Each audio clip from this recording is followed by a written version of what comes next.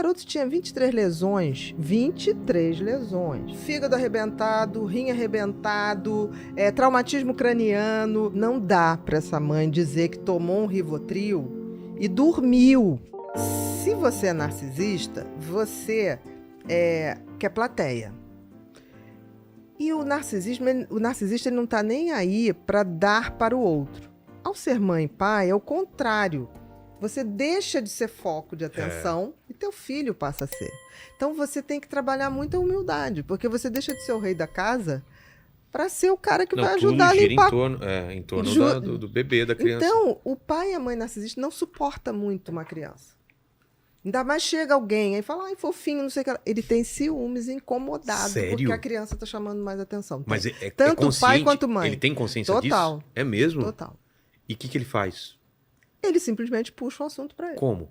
Não devia ter filhos narcisistas. Ah, tá. Não devia. Tem por algum motivo? Alguma Tem, porque assim... obrigação social? Uma cobrança, talvez? Pega bem, né?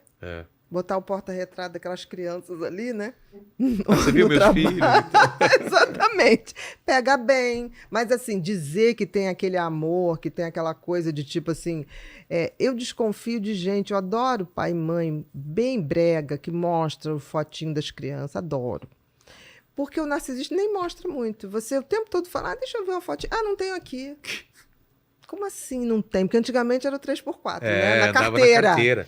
Agora tem mas que andar hoje em dia tem muito, na gente. capa do celular. Aí né, você vai ver, eu falei, mas não tem uma fotinho pra eu ver a carinha dele? Ah, não, mas aqui... Aí então vai assim...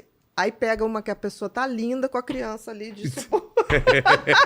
A criança tá decorando, o papagaio é a criança. É a mãe, por exemplo, que coloca a filha num concurso de beleza e a filha nem quer tanto e ela tá, através da filha, colocando o desejo dela, por exemplo? Exatamente, que vai ser a empresária. Né? Por exemplo, aquele crime que aconteceu no Rio de Janeiro do menino, do Henry Borel.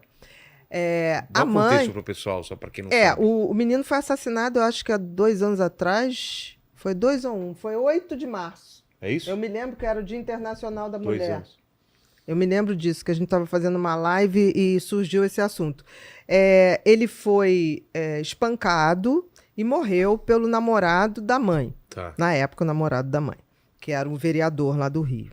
O doutor Jairinho, que era o nome político, né? O que aconteceu? Essa mãe, o garoto morreu e essa mãe foi o cabeleireiro para o enterro. A gente já achou aquilo meio estranho. Aí depois, investigando o caso, né, que ainda não foi para o julgamento, mas assim, eu acabei tendo acesso ao exame de corpo de delito. O garoto tinha 23 lesões, 23 lesões. Punk. Nossa. Assim, fígado arrebentado, rim arrebentado, traumatismo craniano. Você fala assim, cara, não dá para essa mãe dizer que tomou um Rivotril e dormiu sem poder ouvir alguma coisa. Sendo que a vizinhança ouviu a tortura. Ela tava e na já casa? Tava no quarto do lado. Putz. Tava no quarto do lado. E aí essa mulher agora foi dada a liberdade para ela, porque disse que estava sendo ameaçada dentro da penitenciária feminina.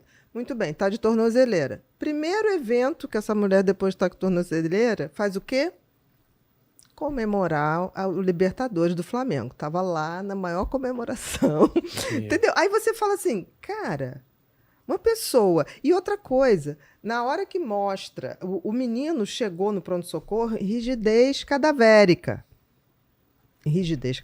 Aí você vai ver a babá estava avisando, olha, o fulano entra no quarto e bate. O menino tinha uma opção de mancha roxa. Aí você fala assim, cara, o que é isso? Aí você vai aprofundando mais, né? O que vai chegando na tua mão, e aí você vê o seguinte, que ela fala em relação ao pai do menino, que já não estava muito bem o casamento, aí sabe o que ela fazia? Ela pegava o filho e botava na cama, no meio, para não ter que ter relação com o cara. Aí depois ela vai namorar um cara que começa a bater no seu filho, e tem provas do celular, da babá, de tudo. Ela usou esse filho o tempo todo. Ela usou na hora que ela não quis mais ter o tipo de relação, usou esse filho, inclusive, para manter esse namorado. Putz. Isso foi uma coisa em 2 meses. Esse namoro, em 2 meses, a coisa... Olha que escalada de violência. Então, assim, difícil a gente aceitar que, no mínimo, não tem um narcisismo. Porque, assim, a última coisa que eu faria era um cabeleireiro para enterrar meu filho. Então, a gente vê que, tipo assim, era para ser mãe? Por que foi mãe? Será que o que acontece é que usa a criança para algum objetivo? E descarta quando não precisa. Não sei se descarta, porque fica muito difícil você acreditar que aquele nível de lesão... Por isso que o cara, quando chegou no pronto-socorro, saiu ligando para uma opção de médicos, inclusive para o governador lá do Rio, na época, para agilizar o atestado de óbito para enterrar. Sim. Falando assim, não vamos enterrar porque a mãe está muito traumatizada. Como que a mãe está traumatizada? Né? E aí o negócio estava tão punk que o hospital particular falou, não, vamos chamar o instituto. Isso, não, porque não tinha como.